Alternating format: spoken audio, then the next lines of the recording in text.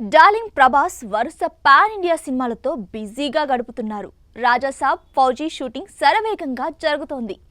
సందీప్ రెడ్డి వంగ డైరెక్షన్లో స్పిరిట్ కూడా త్వరలో ప్రారంభం కానుంది. హను రాఘవపూడి దర్శకత్వంలో ఫౌజీ భారీ బడ్జెట్లో రూపొందుతోంది.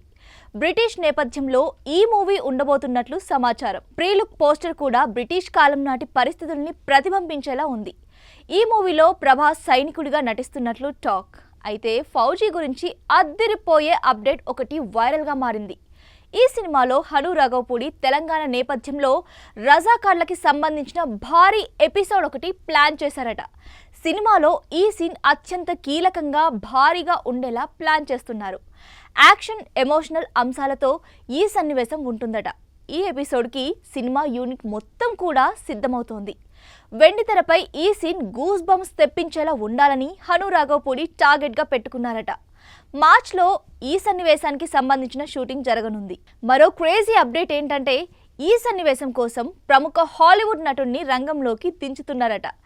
ఆ హాలీవుడ్ నటుడు కొన్ని నెలలుగా ఈ సినిమా కోసం సిద్ధమవుతున్నట్లు తెలుస్తోంది. త్వరలోనే అతడి వివరాలు కూడా బయటకు రానున్నాయి.